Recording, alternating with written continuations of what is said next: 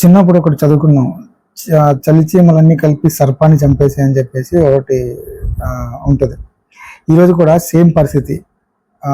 బొద్దింకలే కదా నేను లైట్ తీసుకుంటే సరేలే, అవి 4 రోజులు తిరిగి వెళ్ళిపోతాయి అని చెప్పి చూసుకుంటే ఈ రోజుకి భారత ప్రభుత్వాన్ని కుదిపేసే పరిస్థితి తీసుకొచ్చింది.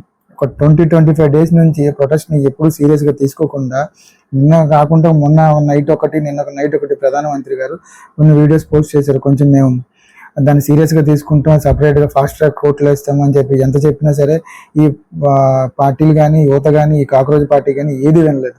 చివరికి ఇంకొక వేరే సొల్యూషన్ ఏమి లేక అది పట్టుకొని కూర్చుంది. కాబట్టి కాక్రోచ్ పార్టీ ఖచ్చితంగా ప్రధానమంత్రి విద్యాశాఖ మంత్రితో రాజీనామా చేయించారో లేదా విద్యాశాఖ మంత్రే రాజీనామా చేశారు. బట్ నైతిక బాధ్యత వహిస్తూ ప్రజెంట్ చాలా రోజుల తర్వాత ఇప్పుడు రాజీనామా అయితే చేశారు. బట్ ఇలాంటి పరిస్థితి ఎందుకు దారి తీసింది అనేది ఒకసారి ఆలోచించుకోవాల్సిన పరిస్థితి ప్రభుత్వాలకు ఉంది. ఎందుకంటే ఫస్ట్లోనే వచ్చినప్పుడే, ఈ కాక్రోచ్ పార్టీ వచ్చినప్పుడే వాటి యొక్క విధి విధానాల్ని, యువత ఆలోచనలకి కొంచెం విలువ ఇచ్చి ముందుకెళ్ళుంటే ఈ రోజుకి ఈ పరిస్థితి రాకపోతుందేమో. బట్ ఆ విలువ అనేది ఇవ్వకపోవడం వల్ల యువతలో ఆవేశం మరింత పెరిగి ఈ రోజుకి ఇంత తొందరగా స్పీడ్గా అంటే వాళ్ళతో చర్చలు నిన్న జరిగినా ఈరోజు జరిగినా కానీ ఏది ఫలించకపోవడంతో చివరికి వేరే అవకాశం లేక ఖచ్చితంగా ధర్మేంద్ర ప్రధాని రాజీనామా చేయాల్సిన పరిస్థితి ఉంది. చూద్దాం నెక్స్ట్ ఎవర విద్యాశాఖ మంత్రి అవుతారో నెక్స్ట్ వేచి చూద్దాం.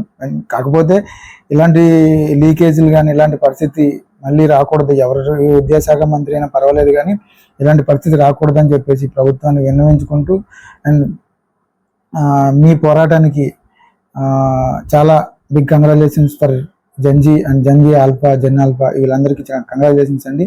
అండ్ ఈ సిచ్యువేషన్ మళ్ళీ రాకూడదంటే మన విద్యా వ్యవస్థలో కూడా చిన్నపాటి మార్పులు జరగాలని నేను అనుకుంటున్నాను. నాతో పాటు మీరు ఏకీభవిస్తే ఎస్ అని కామెంట్ చేయండి. అండ్ నాకు మీరు ఒక లైక్ అండ్ సబ్స్క్రైబ్ చేయండి. నాకు ఇంకొంచెం సపోర్టివ్గా ఉంటుంది. సో నెక్స్ట్ వీడియోతో మళ్ళీ కలుసుకుందాం. థ్యాంక్ యూ, ధన్యవాదాలు.